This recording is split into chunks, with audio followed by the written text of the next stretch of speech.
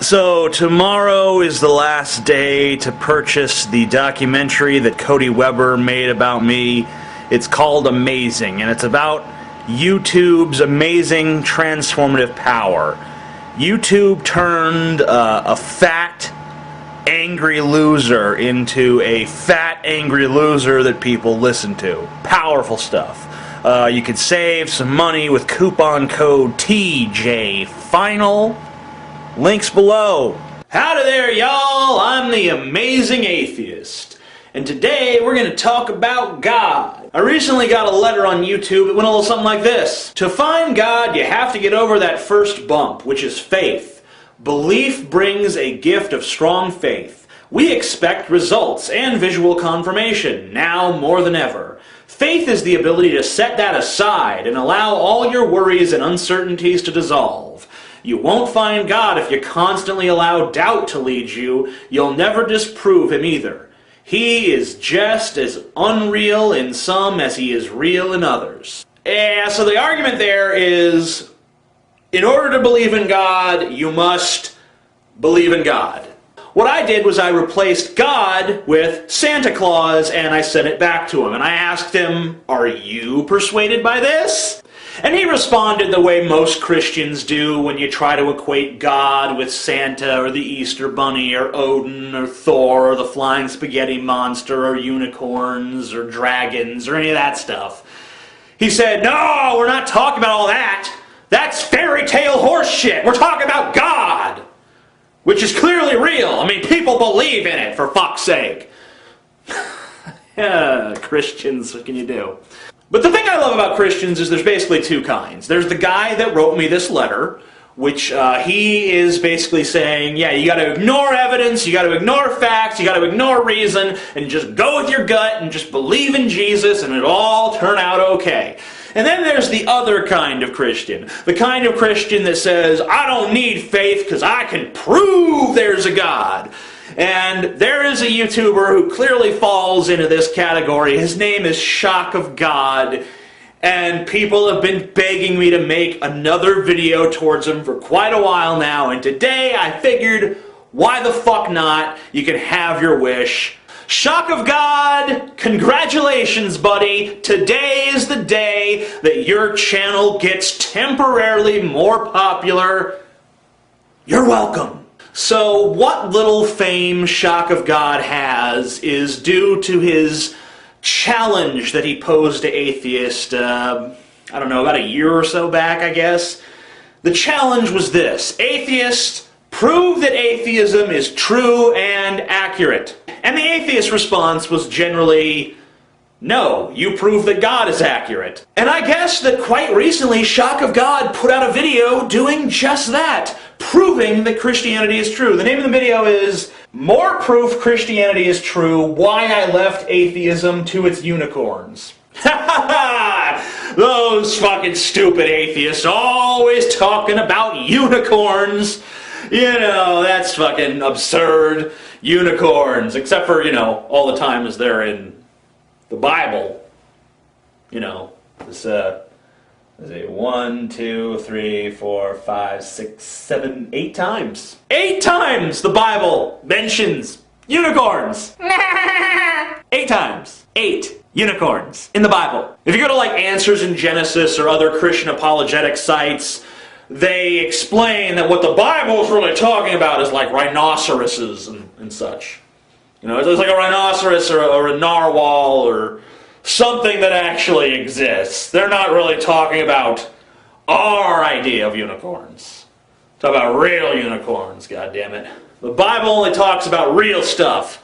Like, you know, unicorns and giants and angels and God and talking snakes and talking donkeys. You know, things that are real. Anyway, before I look at Shock of God's proof, I want to digress for just a moment and talk about Conservapedia. That's right, there is such a thing as Conservapedia. It's not even like Fox News. It's not even trying to fuck with you and be like, we're fair and balanced. No, they're just like straight out like, here is the truth filtered through our right-wing agenda. Anyway, there's an article on Conservapedia called Atheism and Obesity. And it basically puts forth the proposition that atheists are all fat. And as we all know, fat people are stupid, and there's never been any fat Christians. Now, obviously, because it's talking about obesity and atheism, I am mentioned. In 2007, WorldNet Daily featured a column by Chuck Norris declared, yeah, that sentence has a lot of problems.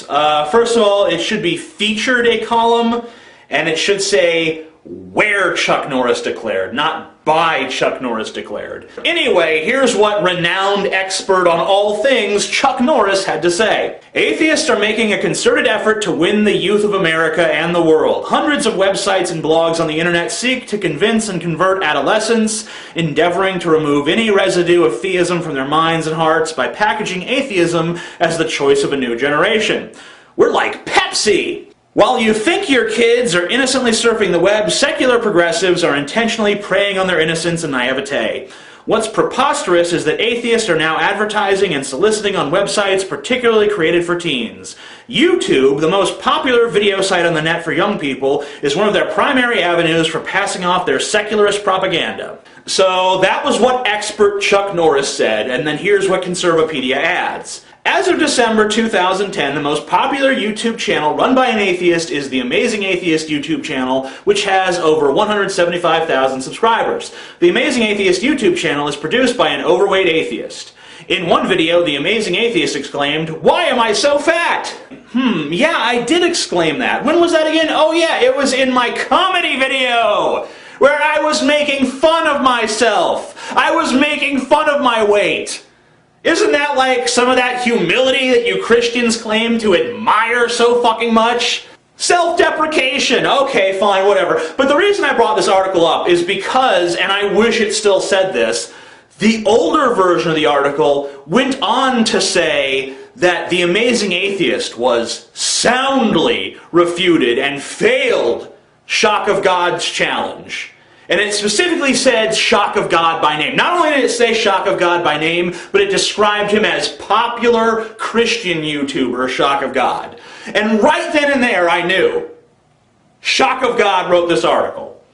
I knew it because there is no one on YouTube who would describe Shock of God as popular other than Shock of God. Look at his most recent 3 or 4 videos. None of them crack 1,000. Yeah, he's got 15,000 subs, but none of them watch his fucking videos. So I've got about 195,000 subscribers right now. And I average about, 60 to 80,000 views per video. So I'm getting about a fourth to maybe a little less than half on average of my subscribers watching my videos.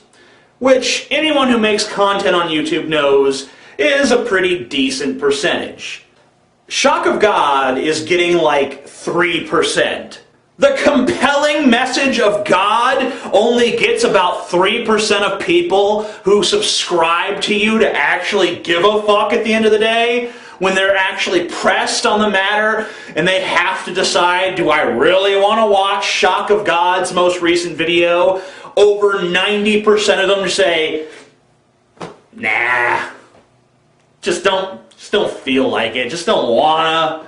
I mean, I'm a Christian, I subscribe to him to give him some support, but fuck it, I can't watch that shit.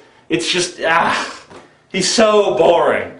Anyway, the point is that I want to thank Shock of God for being so kind as to give me a place on Conservapedia, because that just makes my day. It makes me very happy to see an article mentioning me on Conservapedia, especially an article as obviously unbiased and objective as atheism and obesity. Because as we already know, there are no obese Christians. Okay, so let's get beyond all that and let's focus on Shock of God's video that proves Christianity. Because I don't know about you guys, but I'm pretty eager to have Christianity proved to me. I could not find any scientific proof, evidence, anything, even philosophical evidence, historical evidence, anything that proved atheism was true. Okay, so Shock of God couldn't find any evidence that atheism was true. Who cares? Who gives a fuck? I don't understand why this guy can't get it. Well, I do understand why, but I can't believe, I can believe. I guess I should just say that I find it incredibly amusing that this guy cannot wrap his little head around the notion that atheism is not a positive assertion of fact. Atheism is not the bold declaration, there is no God and I will prove it to you all. It is only the declaration, I don't believe in God because I've not seen sufficient evidence for his existence. That's all it is. How can you prove that there is no God? I can only say that I don't believe in him because I find the evidence for him to be lacking. The assertion that there is a God, that's where the burden of proof lies. Look up the very evil history of atheism. The atheist regimes of Stalin, Pol Pot, Mao, the Khmer Rouge, Kim Jong-il. So atheist regimes are responsible for genocide and murder, and okay, you know what? No. Wrong. Wrong again. It's the same shit you hear from conservatives like Lee Doran talking about how communism killed 100 million people. Communism has not killed anyone. Atheism has not killed anyone. Capitalism has not killed anyone. Religion has not killed anyone. You know who keeps killing people? Other people. Find me a single dictator or absolute monarch or government system on this planet that does not have the blood of somebody on its fucking hands. Now granted, communism killed a lot more people than most systems, and it was secular. But it was only secular in that it didn't believe in God. It was still extremely dogmatic, and it was basically a religion centered around the worship of government authority figures. If you look at the USSR, they basically set Lenin and Stalin up as gods. If you look at communist China, Mao basically set himself up as God. And as you know, just to prove to you that it is not true, we did a scientific experiment right here on YouTube. If you click below this video, you'll see the scientific experiment, all the links, where I challenged thousands of atheists on radio shows, TV shows, YouTube, to provide proof, evidence, anything that would show atheism as true, because there really is no yeah, reason us atheists, man, we just cowered in fear of shock of God's question. So intimidated were we by his question. We ran away, we fled to the hills, we hid under rocks and cried. So terrified were we of his question. That's his narrative. Here's the truth. Your question is not only incoherent, but it also displays a lack of command of the English language, as well as a lack of understanding of what the key terms mean, as well as a sort of philosophical simpletonism. Extraordinary claims do require extraordinary evidence and corroboration. The extraordinary claims of religion do not become ordinary simply through the constant repetition of them by the religious. We have all heard from people claiming the creator of the universe has cured their cancer, and sure enough, they prove to be cancer-free. But is that cause to close the hospitals and convert them into churches and mosques? Didn't I answer this in the email to you, that your question is nonsensical because atheism doesn't have a burden of proof? It is the rejection of claims that haven't met their burden of proof? Because you're not really interested in learning anything.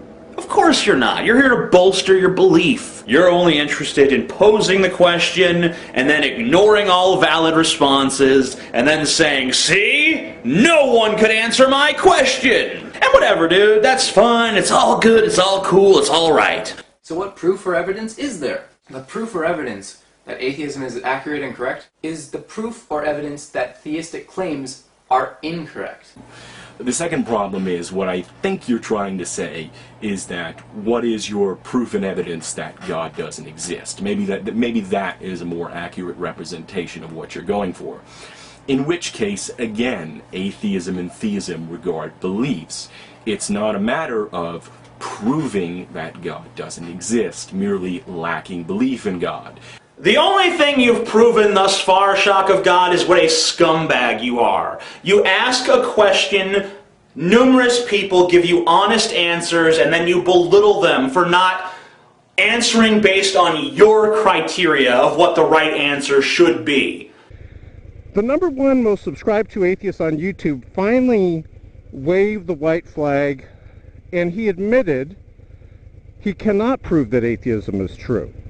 You'll see that video below here. The amazing atheist, I call him the amazingly hellbound atheist. I waved the white flag, Shock of God? The only thing I recall waving at you is this middle finger right here. Giving someone a trick question that's not even relevant or coherent, and then acting all high and mighty when they get it wrong. Actually, not even get it wrong. Just say, yeah, you're right, I can't prove that, but here's why that doesn't matter. That'd be like me saying, hey, Shock of God, how you doing, buddy? Hey, you got balls? You know, a set of testicles, do you have those? Okay, well then to prove it to me, I want you to eat them. Yeah, I want you to eat your balls. What, you're not going to do that? You don't want to eat your balls? Okay, well that's the only proof of your balls I'm willing to accept. Sorry. Can't do that. I just don't believe you have any balls, sir. There are certain constants that were necessary to bring this universe into being. And the constants had to be so fine-tuned in order to allow life to be possible on this planet. And if you look at how fine-tuned this universe is, and how it had to be, especially at the creation of the universe, you will realize it only can be chance, or something in natural law caused it to be that way, or design.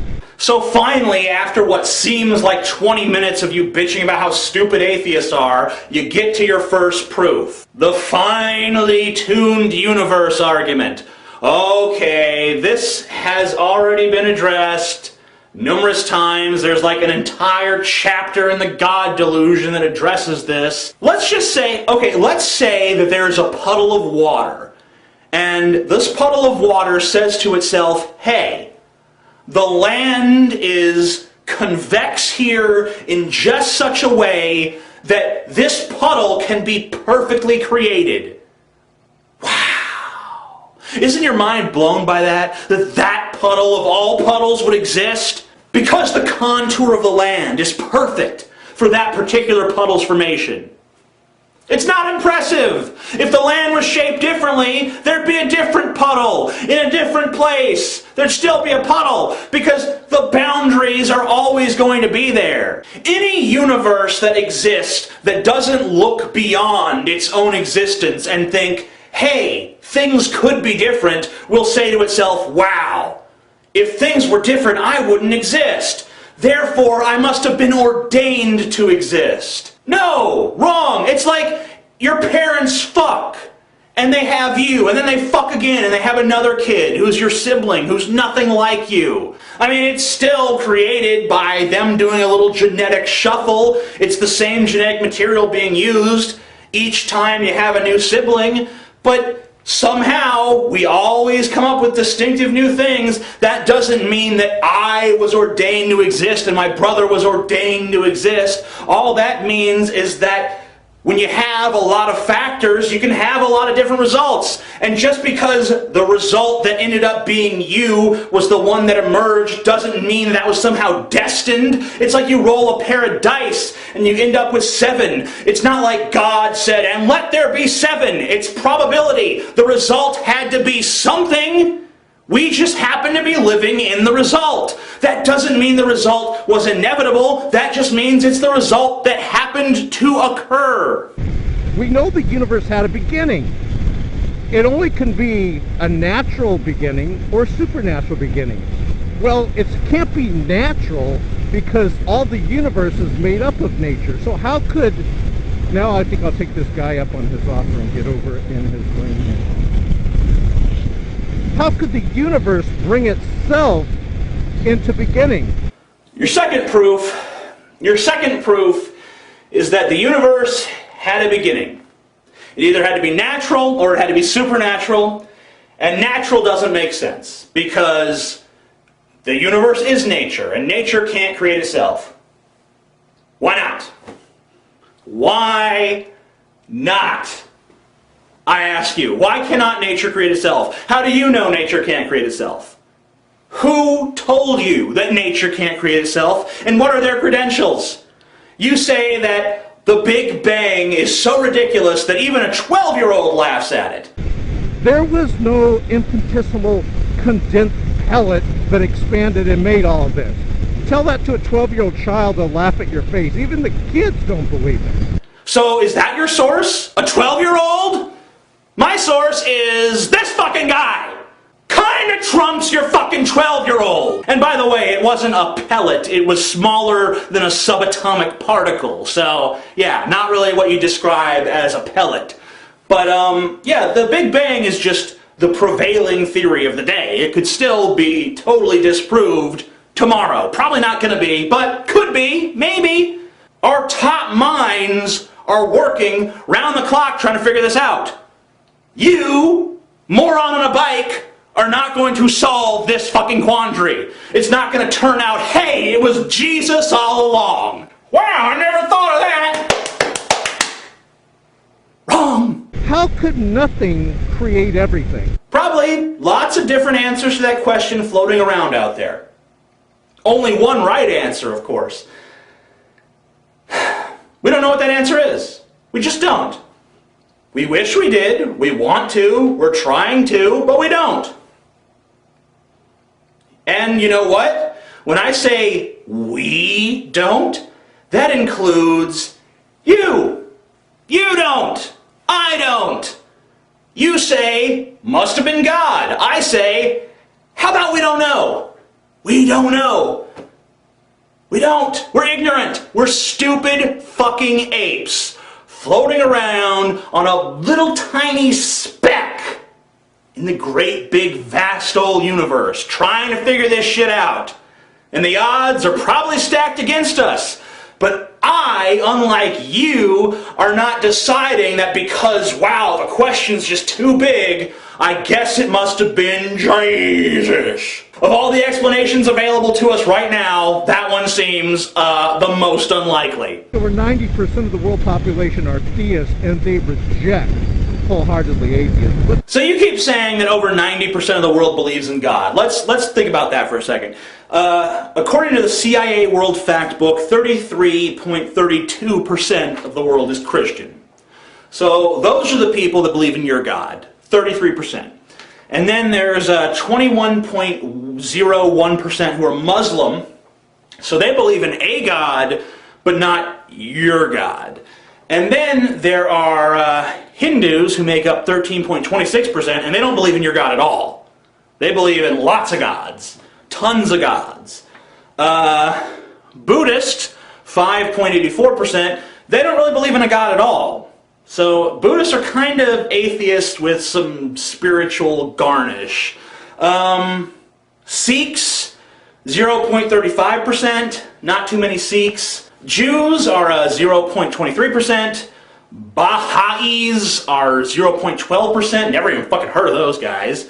Other religions, 11.78%. So who the fuck knows whether they share your belief in God or not.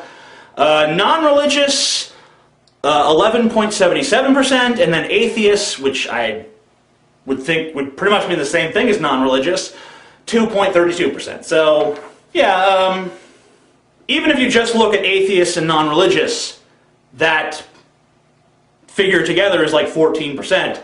So you can't have over 90% of the world believing in God. Buddhists don't believe in God. Hindus don't believe in your God. These other religions probably don't believe in your God. I don't know what the fuck the Sikhs and the Baha'is believe in. The Jews believe in your God. It's not anywhere near 90% though. So only about like 50 or 60% of the world believe in one God, and then a bunch more believe in the multiple choice answer, tons of different gods, each with its own special area of expertise, and then lots of people, they believe in like spirituality, but they don't necessarily believe in God or gods, and then tons of people like me just don't believe any of that horse shit. So your figure doesn't really jive with reality. But then again, you're you, so why would I have expected it to? The moral argument. I got to get on this wheel over here. There are absolute morals. Some things are very, very wrong. If objective morality exists, therefore God exists. Okay, so your third proof is objective morality. There is a God-given morality that is perfect and objective, therefore, there's a God. What about Hitler?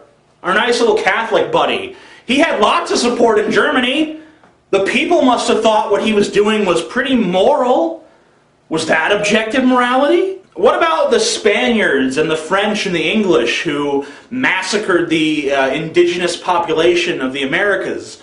Were they behaving with objective morality? The Bible says that we should stone homosexuals to death. Adulterers, death. Witches, death. People who work on the Sabbath, death. Sam Harris has a new book out where he argues that science can tell us what morals are superior to others. That when we maximize overall human happiness and we minimize overall human suffering, that is when we are conducting ourselves morally. And that a moral can be judged by its positive or negative impact on society. So that would be a form of objective, quote-unquote, morality, but it has nothing to do with religion. And in fact, religion is usually pretty detrimental to this concept of morality, because a lot of religions, they maximize pleasure for the people who join that religion and then minimize pleasure for the people who don't. In fact, a lot of them minimize pleasure for the people that are in the religion, because a lot of religions tell you that you're dirt, you're slime, and you're debased, and you don't deserve to go to heaven. But Jesus is nice, so he takes pity on a wretch like you, but you should feel incredibly bad about the sacrifice he had to make, all because you can't stop thinking about boobies. Now, let's go through the historical evidence of Jesus Christ. You know, when I was an atheist and I asked my Christian friends for proof and evidence, they said, hey, we have proof and evidence that Christianity is true. And you know, they did, but atheism had nothing. So your fourth proof is Jesus is real, yo! Yeah, he was probably a real person, even if there is serious historical contentions to be made to that, mostly owing to the fact that all the holy books that chronicle his life were written 60 to 100 years after he was dead. Why would these people die for the belief that they saw Jesus Christ? So, why would people die for their belief in Jesus? Okay, why would 918 people drink the poison Kool-Aid at Jonestown? Why would 74 cultists fight the U.S. government to the death in the name of their Messiah at Waco? Why would 39 people, the males of which had castrated themselves, commit suicide for Marshall Applewhite in San Diego? Do the deaths of these people somehow validate the cults that they died for? I don't think so. It just shows that people are willing to die for crazy beliefs. Crazy beliefs that have no foundation in reality. I'll tell you something, we had an atheist in the chat room. If you click below here, shotgunnow.net, you'll see our chat room. I've got to pick up more throttle here. And I asked the atheist, would you die for atheism? If someone said to renounce atheism, you know, they had a gun to your head, would you do it? And he's like, no, I would lie and just say, nah, I don't believe in atheism, it's a bunch of crap. And I would tell him that. I said, well, you know, there's a bunch of Christians in the room. I asked them, would you be willing to stand up for Jesus Christ, or would you deny him in the face of death? And every Christian said they would not deny Jesus Christ. Wow, man, wow. You mean to tell me an atheist is not willing to die for the fact that he doesn't believe in God? Yeah, but consider the fucking consequences. If you're an atheist, you have no one to answer to. There is no God that's going to say, hey, How dare you deny atheism? That's not going to happen. All that's going to happen is you're going to die. You're going to cease to exist. If you renounce your atheism and say, sure, there's a God, you continue living and you can still be an atheist. Doesn't fucking matter. If you're a Christian and someone tries to get you to denounce Christ, that means that you're going to go to hell and burn for all eternity. And God is going to be very upset with you. How dare you deny me? Be gone, sinner. Yeah, that's not going to happen for the atheist. I mean, it's not going to happen for the Christian either, but they think it is. So check this out. We got science that points to God. So your contention here is that science proves God. My only question here is, why are 93% of the National Academy of Sciences atheists? I mean, it's a fair question. I'm not saying, look how smart these guys are, and look how they're all atheists, therefore atheism is correct. I'm not saying that at all. What I'm saying to you is that if science clearly points to there being a God, then why don't men of science turn to God in greater numbers? Why does the exact opposite seem to be true? Why do these men that dedicate their lives to understanding the universe, to pursuing truth, why do these men turn away from God in droves? Why do they turn away from all religions in droves? Why do they turn away from all supernatural beliefs in droves? Because they're not concerned with their own comfort. They're not concerned with believing something that makes them feel all warm and fuzzy inside. They're concerned with finding the truth. And God just doesn't measure up. Another reason why I left atheism, guys, is it contradicts itself badly. Some atheists say it's possible for God to exist. Most of them say that. But they say, but even if he does exist, I don't want to worship him because he did atrocities. I said, name even one atrocity that God did, and they can't name it. Okay, so let me be sure I'm clear on this challenge. I have to name just one. Just one atrocity that God's committed. Okay, here we go. He flooded the earth. He destroyed the cities of Sodom and Gomorrah. He killed the firstborn child of every Egyptian. He commands numerous wars. He commands death sentences for things that we don't even consider crimes today, like being gay or a witch or working on Sunday. He condones slavery. He condones sexism. He condones racism. He condones pedophilia. And he condones rape. And that's just the Christian God. There's all sorts of new atrocities for the Muslim God. And the deist God, of course, is like all other gods in that he turns a blind eye to all human suffering. And not just human suffering, but the suffering of all life. They'll bring up Sodom and Gomorrah sometimes. He killed the whole town. And I go, well, the town was corrupt. They were trying to rape people that came into the town. Okay, so Sodom and Gomorrah don't count because there were rapists. Yeah, I'm sure that everyone was a rapist. All of them. Even like the small children, like the babies and the toddlers and the little like 2 and 3 and 4 and 5 and 6-year-olds. They were rapists too. So their death was okay. It was an entire town of rapists. That's believable. I believe that. I believe that such a town existed. Don't you? Oh, yeah, well, of course you do. Intelligent people, rational people, honest people, sincere people choose Christianity. So, shock of God, you say that intelligent, rational, honest people turn to Christ. But that can't be true. Because if that were true, you wouldn't be a Christian.